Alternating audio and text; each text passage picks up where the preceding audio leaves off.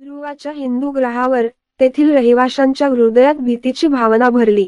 हिरण्यक्ष या शक्तिशाली राक्षसाने आपल्या दुष्ट आकांक्षा पूर्ण करण्यासाठी आपल्या पवित्र भूमीचा त्याग करून अंधाराच्या वैश्विक महासागरात त्यांचे जग बुडविण्याची एक भयंकर योजना आखली होती।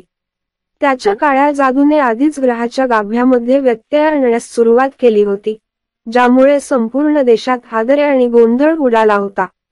त्यांचा शूर राजा ध्रुव याच्या नेतृत्वाखाली हिंदूंनी तोडगा काढण्याचा प्रयत्न केला, परंतु हिरण्यक्षच्या सामर्थ्यांवर मात करता आली नाही।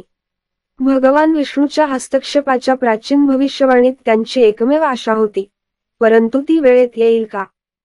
हिरण्यक्षची काळी जादू जसजशी तीव्र होत गेली, तसतसे ध्रुवच्या हिंदूंनी त्यांचे आदरणीय तारणहार भगवान विष्णू यांना बोलावले। प्रत्युत्तरादाखल विष्णू ग्रहावर अवतरले। त्याचे खगोलीय जहाज सर्वात तेजस्वी ताऱ्यापेक्षा तेजस्वी चमकत होते।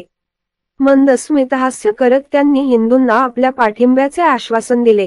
हिरण्यक्ष आणि त्याचे महाकाय राक्षस भाऊ हिरण्यक्ष आणि होलिका यांच्याशी युद्ध सुरू झाले। भूतांनी त्यांच्या भयंकर सामर्थ्याचा छडा लावला, परंतु प्रगत तंत्रज्ञान आणि दैवी आशीर्वादांनी सज्ज असलेले हिंदू पराक्रमाने लढले। राजा ध्रुव याने प्रभारी नेतृत्व केले। त्याची लेसर तलवार राक्षसांच्या गडद ऊर्जेच्या ढालमधून कापली। विष्णूने आपल्या भव्य स्वरूपात हिरण्यक्षचा सामना केला। प्रकाश आणि आवाजाच्या नेत्रदीपक प्रदर्शनात त्यांची शक्ती एकमेकांशी भिडत होती। दोन शक्तींची टक्कर झाल्याने ग्रह थर कापला। ध्रुवाचे नशीब तोल गेला। लढाई सुरू असताना हिंदूंची शस्त्रे आणि विष्णूची दैवी शक्ती हे विजयी सैजर ठरले। हिरण्यक्षचे भाऊ पडले, त्यांची काळी जादू विश्वात पसरली। शेवटी हिरण्यक्षाचाच पराभव झाला। ध्रुवाला बुडवण्याची त्याची योजना फसली। राक्षसांचा पराभव झाल्याने ध्रुव ग्रहाचा उद्धार झाला।